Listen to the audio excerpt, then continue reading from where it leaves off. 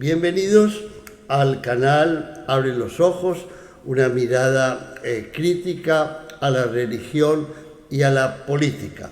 En el día de hoy vamos a ver el tema del Corán. Vimos las escrituras sagradas de las religiones cristiana y judía, y hoy vamos a terminar con la escritura sagrada del Islam, el Corán. Debo recordarles que al tema del Islam le he dedicado numerosos capítulos. Hemos visto varios capítulos sobre Petra, la ciudad original de Mahoma, la Meca de la época de Mahoma. Hemos visto varios vídeos sobre la biografía de Mahoma, sobre el nacimiento del Islam y su caracterización como una religión judeocristiana, y todo lo que he aportado en esos vídeos lo voy a tener muy en cuenta en la explicación del Corán que voy a dar hoy. No tengo tiempo de volver a repetir todo lo que está en los mencionados vídeos, pero les pido el favor de que si algo de lo que explico hoy no queda claro, vuelvan a revisar esos vídeos, porque ahí están todos los elementos sobre los que baso mi explicación del Corán. Lo primero que creo que se debe tener en cuenta al examinar el Corán es que en las versiones actuales, en cualquier idioma, y en la interpretación vigente en todo el mundo, incluidos los países árabes, esas versiones están llenas de errores que nos impiden entender qué es lo que el Corán original pretendía comunicarnos. Al punto que conozco una o dos versiones en donde se evita ese error dejando las palabras originales y no dándoles ninguna interpretación, pero son excepciones como la de Sami Alvin, que veremos más adelante. Esos errores los tenemos resumidos, los principales de ellos, en este cuadro, y la mayor parte de ellos derivan, como les decía, de lo que ya hemos visto sobre el Islam. El primer error es la tribu de los Quraysh. La tribu de los Quraysh se presenta en el Corán y en la literatura islámica como la tribu árabe que controlaba la Kaaba en tiempos de Mahoma, y se les atribuye una religión politeísta, infieles, no creyentes, etc.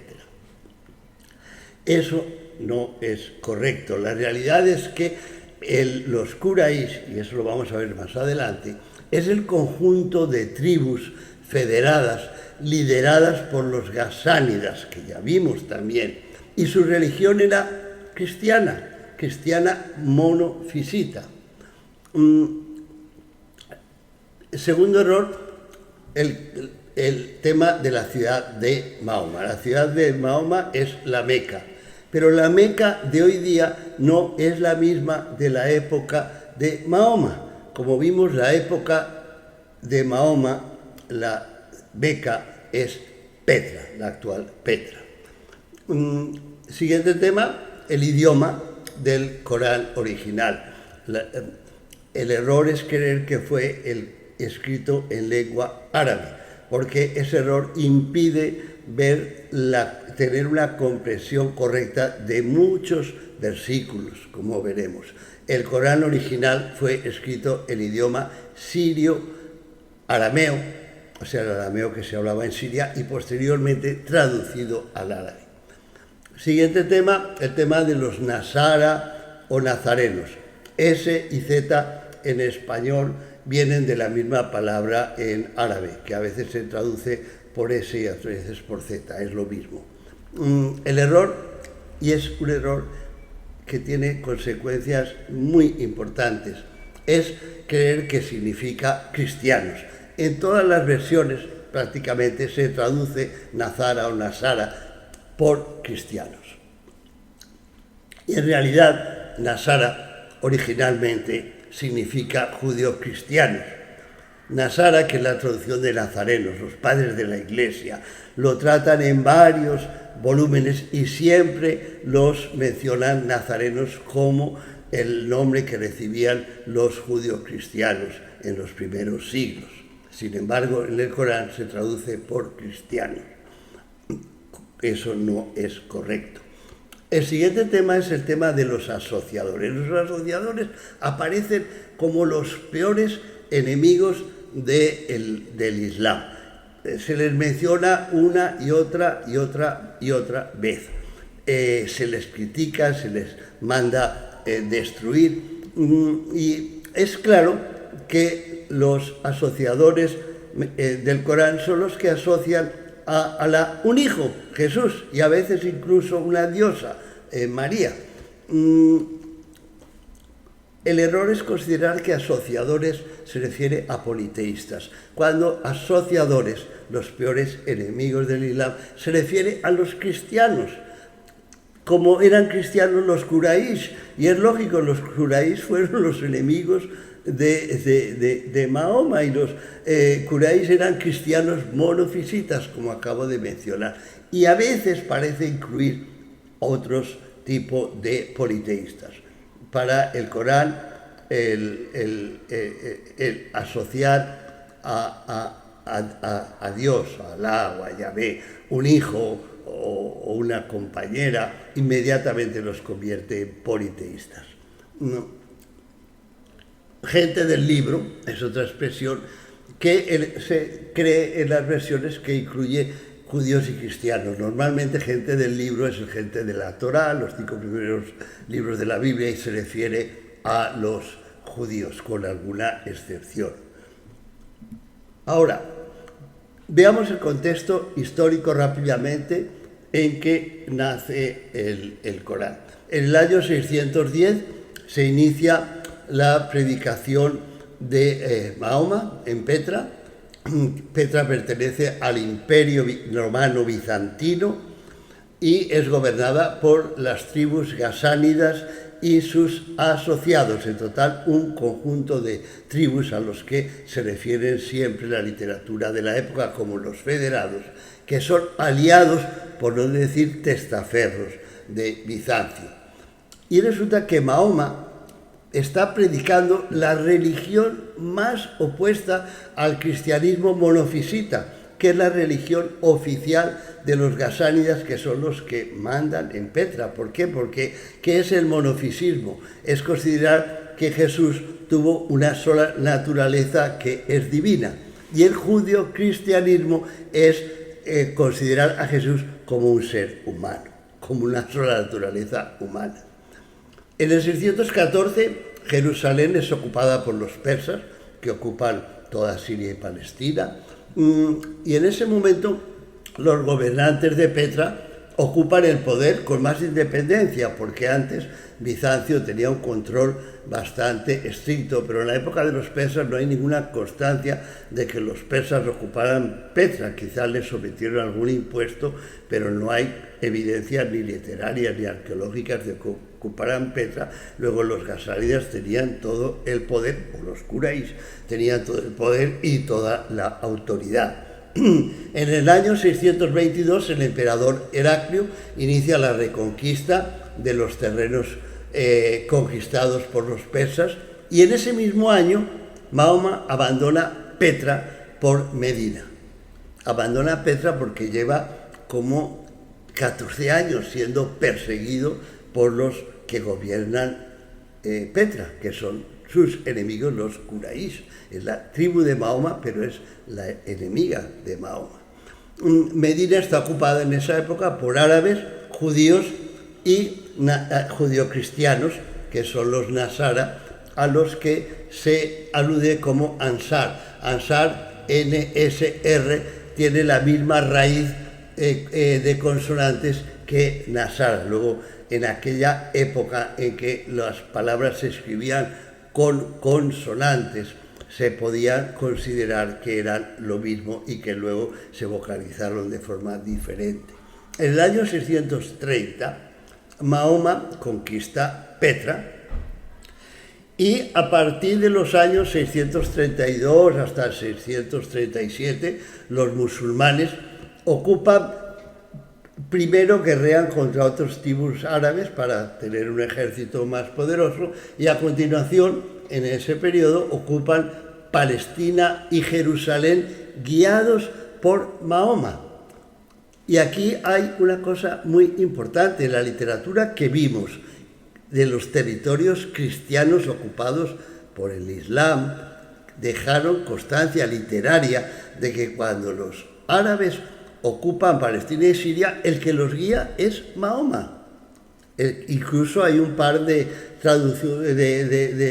de textos que mencionan a Mahoma ocupando Jerusalén, y eso ocurre, como vimos, entre los años 632 y 637, mientras que según la literatura islámica Mahoma muere en el año 632, entonces no se le deja participar en esas conquistas. Veremos cuál es la razón de ello. La puedo anticipar. La literatura islámica pretende hacer olvidar la colaboración del judio-cristianismo en la conquista de Siria y Palestina. Por eso no se le atribuye a Mahoma, que era el líder de los judio-cristianos. Era un árabe convertido al judio-cristianismo que había predicado y convencido a muchos otros árabes de seguir esa religión. Esa conquista es claramente el resultado de la coalición entre árabes, judíos y judeocristianos. Así nos lo mencionaba el obispo Sebeos de Armenia en su libro La historia de Heraclio, en donde narra cómo árabes y judíos se alían para conquistar Siria y Palestina. Seguramente Sebeos, como muchos otros, cuando habla de judíos, no distingue entre judíos y judeocristianos. Ambos estaban representados en esa conquista. En los años 637 al 660, los antiguos compañeros y parientes de Mahoma, que son Abu Bakr, Omar y Uthman, son los que gobiernan, son antiguos compañeros de Mahoma. Ahí aparecen las primeras versiones del Corán, difundiendo una ideología judío-cristiana con base en la Torá y en el Evangelio de los hebreos. El Evangelio que vimos, que cita, por ejemplo, Jerónimo, que no tiene ninguna parte en donde aparezca divinizado Jesús, no aparece su nacimiento milagroso ni sus resurrecciones. Era, como nos dice Jerónimo, el evangelio que utilizaban los hebreos.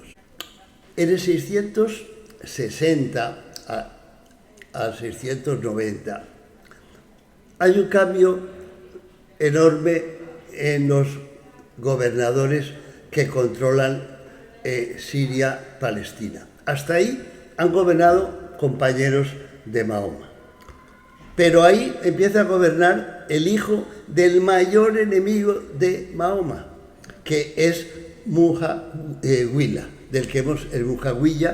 del que hablamos ya bastante.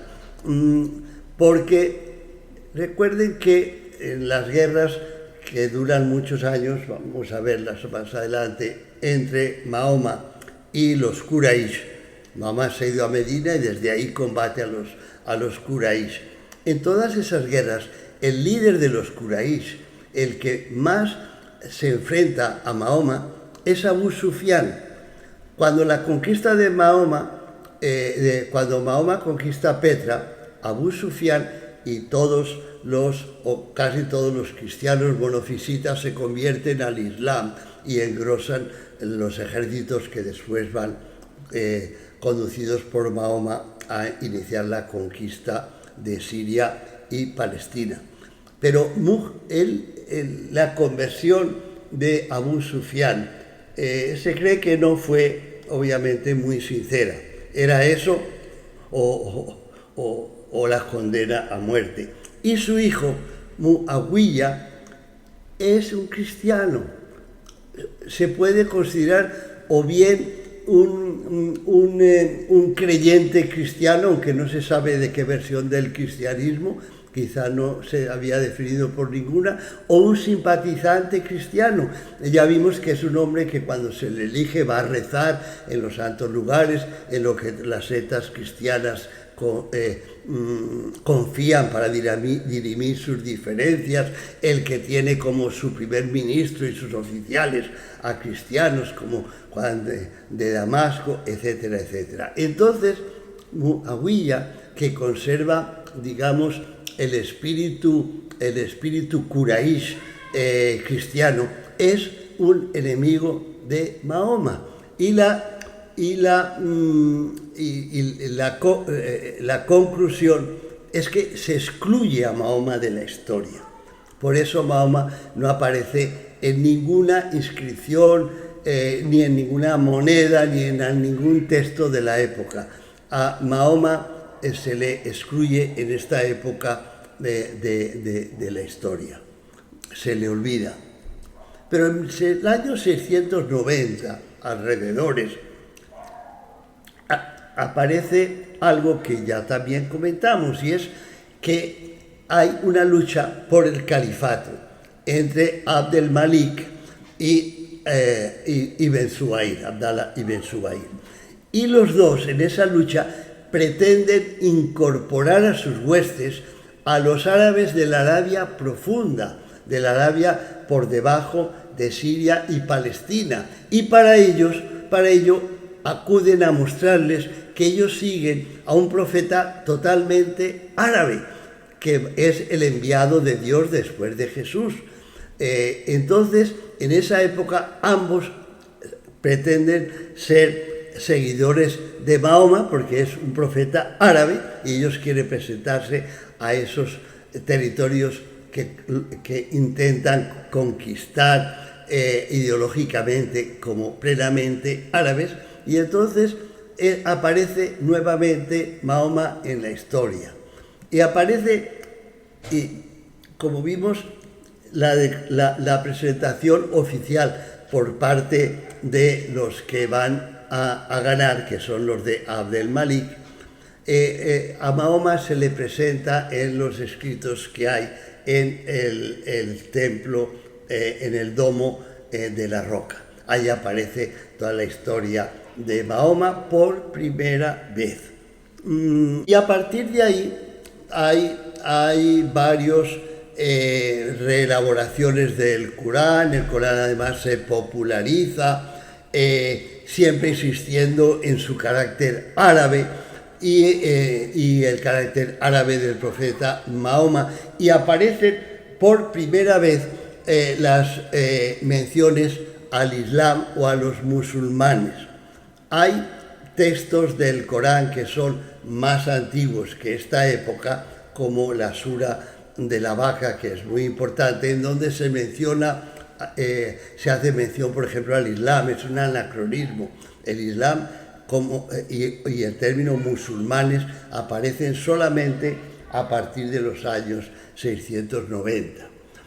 Y luego llega en el 750 el cambio que sabemos de dinastía. Los omeyas de Damasco son reemplazados por los abasíes de Bagdad, y se sigue reelaborando el Corán, básicamente para afianzar el poder absoluto de los califas, atribuyendo ya ese poder absoluto a Mahoma, del cual los califas son los continuadores.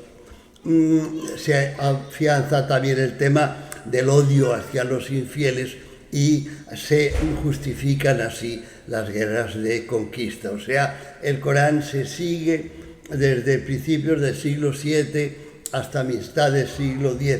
Es un largo periodo de elaboración y reelaboración, al igual que ocurrió con los evangelios, según también vimos. Hay una diferencia muy importante del Corán con la Biblia y con los evangelios. La Biblia, judía, hebrea obviamente, narra la historia del pueblo judío, con lujo de detalles, nombres de personas, fechas, lugares geográficos. Contiene mucha historia en sus primeros volúmenes. Los evangelios narran la historia de la vida pública de Jesús, así fuera una construcción literaria, pero tratan de presentar una historia. El Corán es diferente. Las referencias a personas, fechas o lugares geográficos en el Corán son mínimas, porque el objetivo no es narrar una historia, sino ayudar a la difusión de una ideología religiosa, recopilando himnos litúrgicos, recitaciones, oraciones, leccionarios o todo tipo de ayuda para la predicación de la religión judio-cristiana, además de algunos preceptos jurídicos sobre temas como los testamentos, los matrimonios, los repudios, etc. Los detalles históricos, pocos, que contiene el Corán se refieren básicamente a las relaciones y enfrentamientos con otras religiones. Entonces, el tema del largo proceso de elaboración es lo que vamos a ver brevemente. El Corán, considerado hoy día más fidedigno y seguido actualmente, es la edición de la Universidad y Mezquita de Al-Azhar de El Cairo, que aquí vemos, del año 1923. Contiene 114 capítulos llamados suras y 6.236 versículos llamados aleyas. Ahora bien, aunque ese más seguido no es el único, existen más de otras 30 versiones del Corán, las más antiguas en estado incompleto. El Corán circuló primero en capítulos separados, algunos incluso de la época de Mahoma. La literatura islámica menciona que hubo dos versiones canónicas, o sea que fueron adoptadas como las únicas, se repartieron por el imperio y se mandó recoger y destruir todas las demás. La primera fue la del califa Uthman, fallecido en el año 656, y otra la del califa Abd al-Malik, fallecido en el 705, o sea, ambas algunos años antes de esas fechas.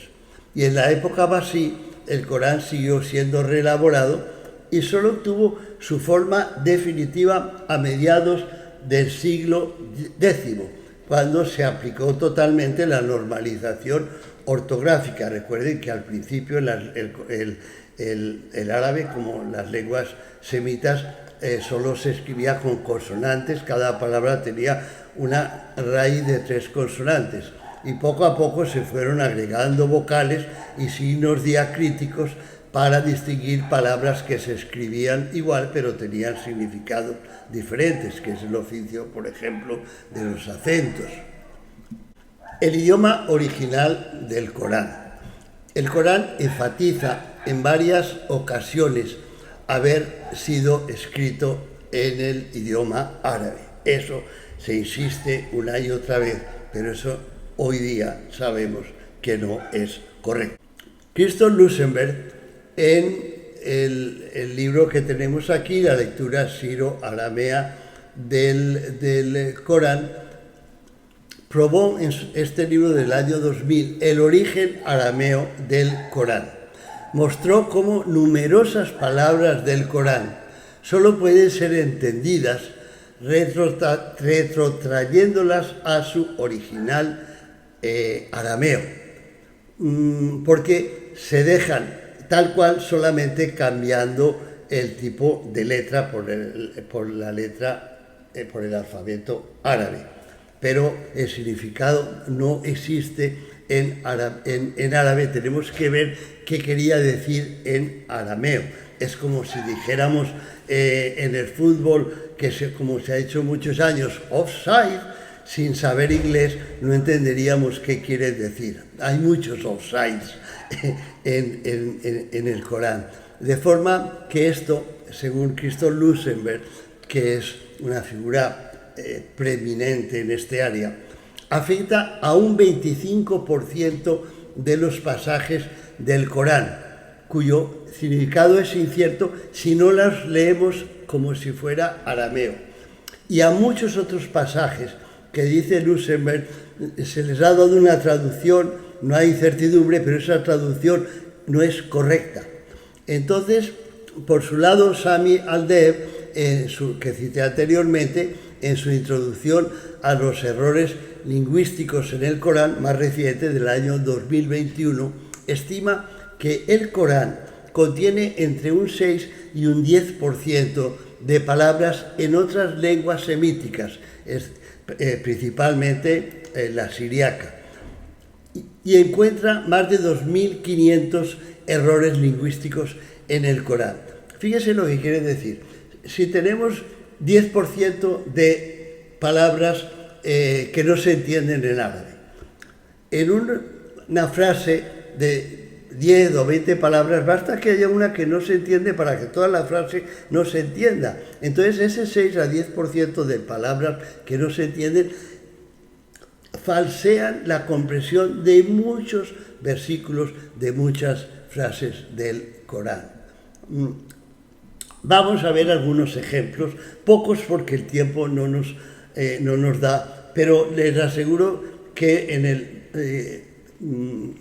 libro en los dos libros que acabamos de mencionar, el de Christoph Lusenberg y el de Al-Deeb, hay muchísimos más. Mire, nos dice Christoph Lusenberg: desde el punto de vista filológico, Quraysh no puede ser el nombre de una sola tribu, particularmente la del profeta, como asegura la tradición islámica. Lo que esta palabra designa es más bien una confederación tribal, conocida como los Federati en el Imperio Romano Oriental. Los Federati son los gasánidas y sus 14 tribus asociadas, o 15 si los incluyemos a ellos.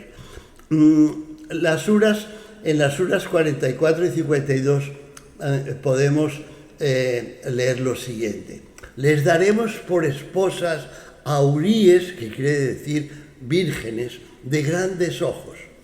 Cuando Lusenberg muestra que la traducción real es: les pondremos confortables bajo uvas blancas como el cristal. Y en la sura 37 dice el Corán: tendrán a las de recatado mirar, de grandes ojos como perlas bien guardadas. Cuando la tradición correcta, según Lusenberg, es: tendrán a su disposición frutos, uvas colgantes, para ser cogidas como joyas, como si fueran perlas, cubiertas todavía por su concha. Fíjese la diferencia de ofrecer a los creyentes que se sacrifican por el Islam un ejército de vírgenes esperándoles o una cantidad de racimos de uvas. Seguramente que el efecto es muy diferente. Aquí tenemos un cuadro del siglo XV en donde se ve a un musulmán llegando al cielo, y lo reciben dos huríes que le ofrecen un ramo que puede ser de frutas como uvas o quizá de flores. Y aquí vemos el sueño que significa ese párrafo: es descansar bajo estos bellos racimos de uvas y alargar la mano y coger cualquiera de ellas. Es el sueño de alguien que vive en el desierto, y eso es lo que ofrece el Corán, no muchachas vírgenes. Eso es un error de traducción. Ahora, el Corán está lleno de contradicciones. Veamos solamente un par de ellas como ejemplos. Una es la siguiente: dice el Corán en la sura 2: los creyentes, los judíos, los nasara, que traduce por cristianos las versiones actuales, los sabeos, los que creen en Alá y en el último día y obran bien, esos tienen su recompensa junto a su Señor. No tienen que temer y no estarán tristes. O sea, todas las religiones conocidas, menos la cristiana, los judio-cristianos, los judíos, los sabeos, todos esos que tienen esas religiones podrán ser recompensados por su Señor. No tienen nada que temer. En cambio, otra sura, la tercera, dice: si alguien desea una religión diferente del Islam, no se le aceptará, y en la otra vida será de los que pierden. ¿Ven la contradicción? Se les aceptará en la otra vida, no tiene nada que tener, o serán de los que pierden. Dice el Corán en la sura segunda: todo signo que abrogamos o derogamos o hacemos olvidar, aportamos uno mejor o semejante. O sea, el mismo Allah dice: yo cambio las suras, cuando las cambio lo hago por algo semejante o mejor. Y otro versículo dice: ningún cambio a las palabras de Dios. Sin embargo, en la sura 10 se dice: recita lo que te ha sido revelado del libro del Señor. Nadie puede cambiar sus palabras. Entonces, ¿en qué quedamos? ¿Hay cambios o no hay cambios? Contradicción es evidente. ¿Y cómo se resuelve esas contradicciones, que son numerosísimas en el Islam? Muy sencillo. Cuando se presentan contradicciones en el Corán, los versículos más recientes abrogan a los más antiguos. Y entonces los expertos del Corán lo dividen en suras que fueron reveladas por el ángel Gabriel a Mahoma en la Meca, y suras que fueron reveladas por el ángel Gabriel a Mahoma en Medina. Las de la Meca son más antiguas y las de Medina son más modernas. Y entonces las de Medina abrogan a las de la Meca. Aunque esa clasificación es un poco sin mucho respaldo, pero en general las suras que ellos consideran de la época de Medina son más agresivas con otras religiones que las suras que ellos consideran de la Meca. Y por lo tanto, las vigentes son las más agresivas. Por ejemplo, el llamado versículo del sable, que es el 9.5, y que, según los expertos, abrogaría hasta 140 versículos más tolerantes con otras religiones. Dice así: cuando hayan transcurrido los meses sagrados, matad a los asociadores, a los cristianos, donde quiera que los encontréis, capturadles, sitiadles por todas partes, pero si se arrepienten, hacen las oraciones y pagan el tributo, entonces dejadles en paz. Entonces, o se convierten o los matáis. Eso deroga a muchos otros versículos que dicen lo contrario. Entre ellos, el versículo 256, que dice: no cabe coacción en religión. Hombre, ¿cómo no cabe coacción en religión cuando lo que ordena en otro versículo es sitiar, matar al que no se convierte al Islam? Contradictorio. Pero la teoría de la abrogación permite considerar como el vigente el agresivo, el que no da ninguna posibilidad a los que no creen en el Islam. Ahora pasamos a los temas históricos, que son pocos, como les dije, porque no es el objetivo del Corán narrar historia, sino narrar religión. Y lo vamos a ver también aquí. Miren, el Corán se refiere a las batallas contra sus grandes enemigos, los Quraysh, extrayendo lecciones religiosas, pero sin aportar detalles históricos. La batalla de Badr, 624. Alá ciertamente os auxilió en Badr cuando erais humillados. Temed a Alá, quizás así seréis agradecidos. Ahí era una fuerza inferior que al principio podía ser derrotada, pero terminaron los musulmanes ganando a los Quraysh, y Alá dice que fue gracias a su ayuda. La batalla de Uhud, que es la única que contra los Quraysh perdieron los musulmanes. En el año 625 dice el Corán lo siguiente: y lo que os pasó en el día que se encontraron los dos ejércitos fue porque lo permitió Alá, y para que se supiera quiénes eran los creyentes y quiénes los hipócritas. Los hipócritas eran los que se retiraron de la batalla creyendo que iban a perder y fueron a buscar refugio en sus casas en Medina. Ahí Alá tampoco pierde. Ellos perdieron, pero es que Él lo hizo para permitir ver quiénes eran unos y quiénes eran otros, quiénes eran los creyentes y quiénes eran los hipócritas. Batalla del Foso en el 627. Creyentes, recordad la gracia que Alá os dispensó cuando vinieron legiones contra vosotros y nosotros enviamos contra ellas un viento y legiones invisibles a vuestros ojos. Se repelió a los Quraysh y fue gracias a la ayuda de Alá. Y la conquista de la Meca en el 630, cuando llegue el auxilio de Alá y la victoria, y veas que los hombres entran en masa en la religión de Abraham, entonces celebra las alabanzas de tu Señor y pide su perdón. Es indulgente. Nuevamente es una victoria sobre los Quraysh que hace que los habitantes de la Meca, que es Petra en esa época, van a pasarse al Islam y van a poder convertir al Islam en un pueblo y un ejército muy poderoso.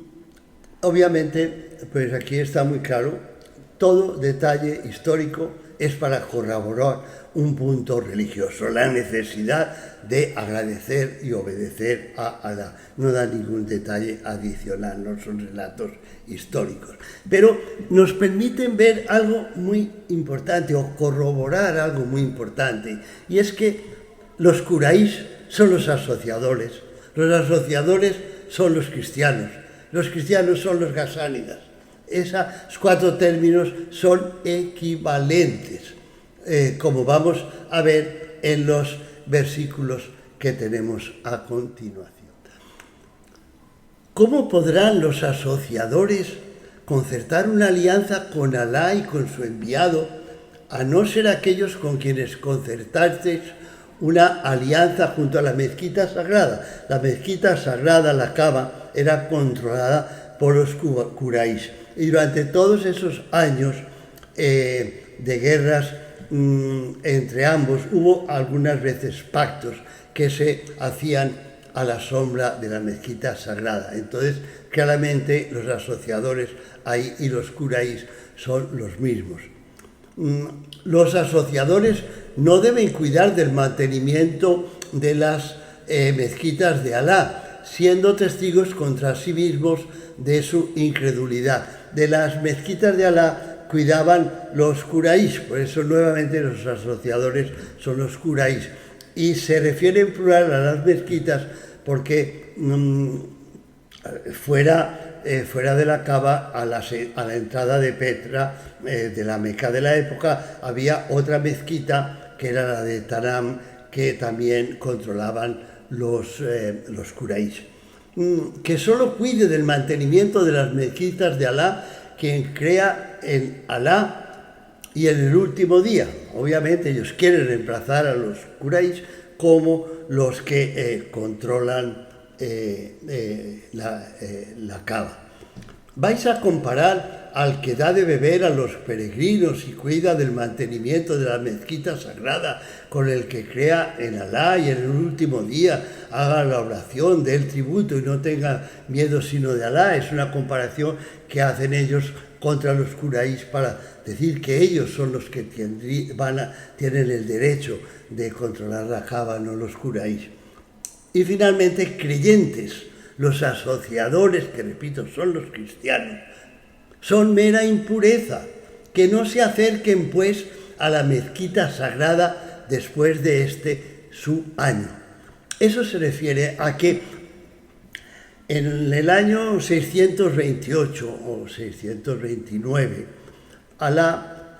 Mahoma lleva una expedición de musulmanes desde Medina en forma pacífica a rezar a la Kaaba, pero son interceptados en una localidad, Judabaibilla, por un ejército de los Quraysh que les prohíbe el paso, y entonces hacen un acuerdo en el cual se retiran, no van a rezar, pero se les va a permitir rezar el año entrante, llegar pacíficamente y rezar en la Kaaba. Pero el año siguiente Mahoma llega con un ejército superarmado y conquista la Meca, Petra. Entonces aquí se refiere a ese último año que después de la paz en el año 628-629 que hicieron los Quraysh y los musulmanes, se dio un año de espera, y a ese año se refiere esta frase, después de su año, los asociadores. ¿Qué son los Quraysh con los que han hecho la paz? ¿Qué son los asociadores? ¿Qué son los cristianos? ¿Qué son los gasánidas? Aquí tenemos lo que era el reino gasánida, que ven ustedes que abarcaba Siria y Palestina, en la época anterior al Islam, y que era controlado por los gasánidas y sus tribus asociadas. Ahora vemos el tema de las relaciones a través de alianzas y rupturas con judíos y nazarenos, o sea, Nasara. Alá concertó un pacto con los hijos de Israel, o sea, los judíos. Por haber violado su pacto les hemos maldecido y hemos endurecido sus corazones.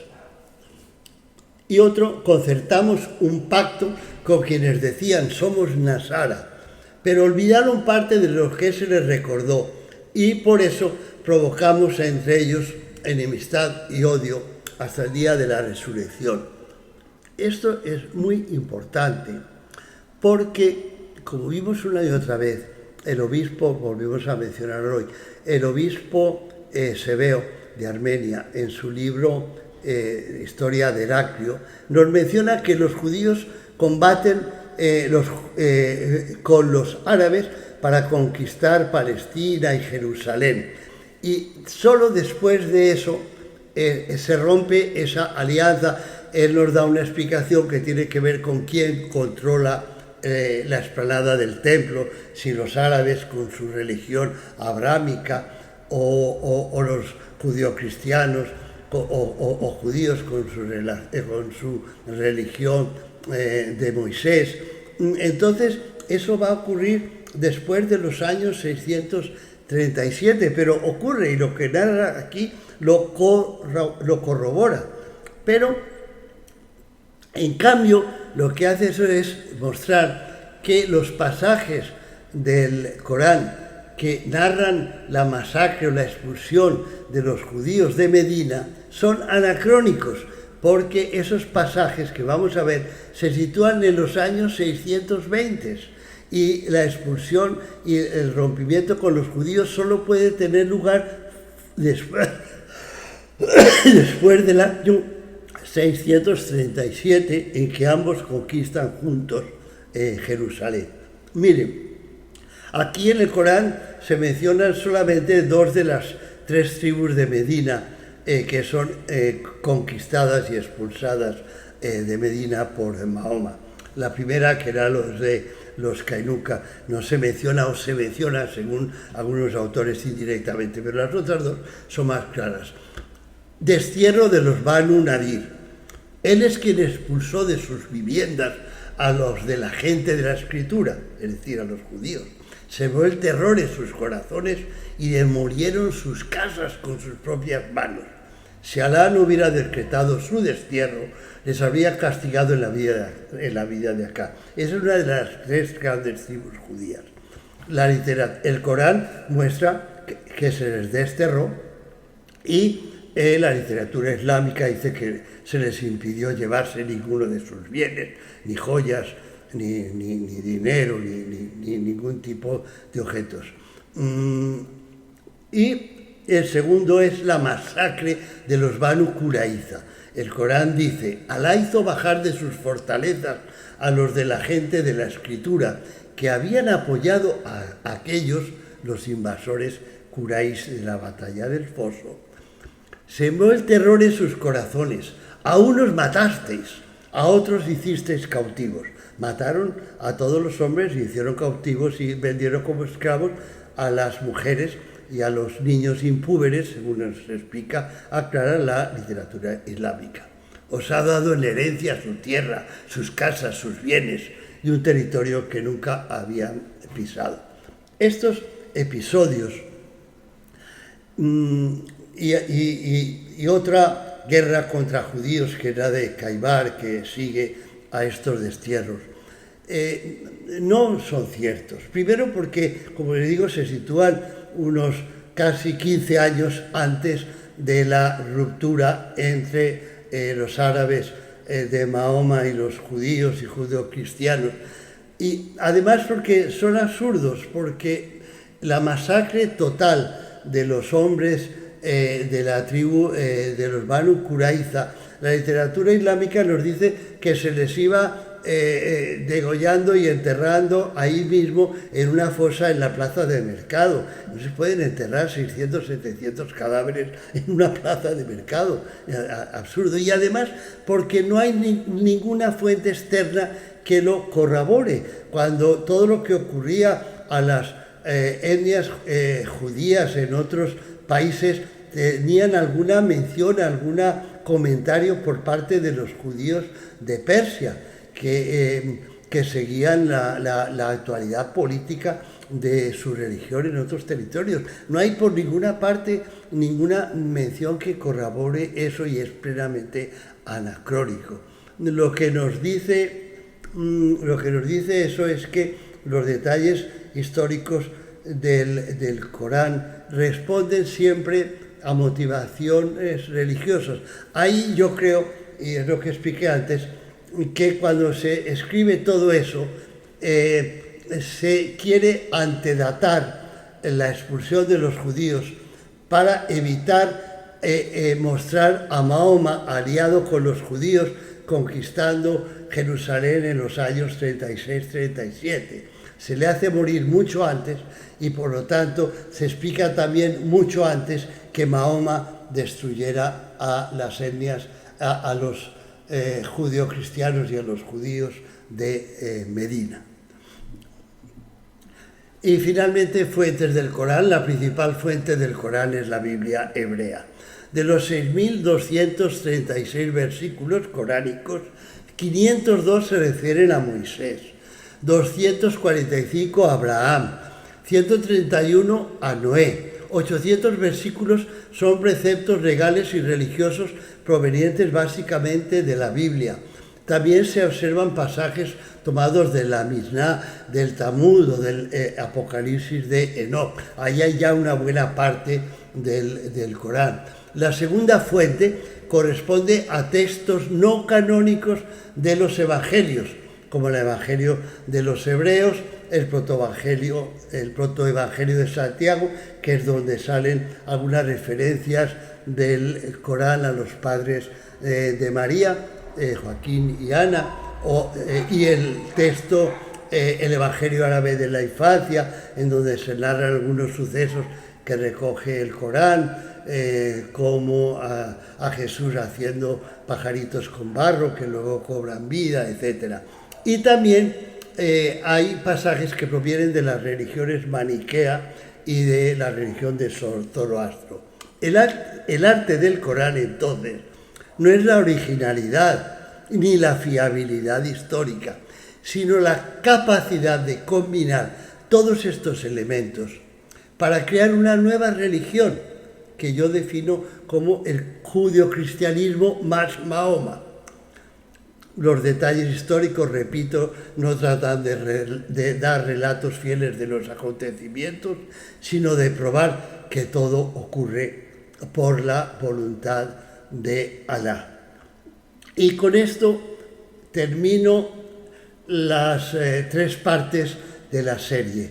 Los videos primeros trataron de las ciudades sagradas, los segundos de los personajes, figuras sagradas, y la tercera parte de los textos sagrados.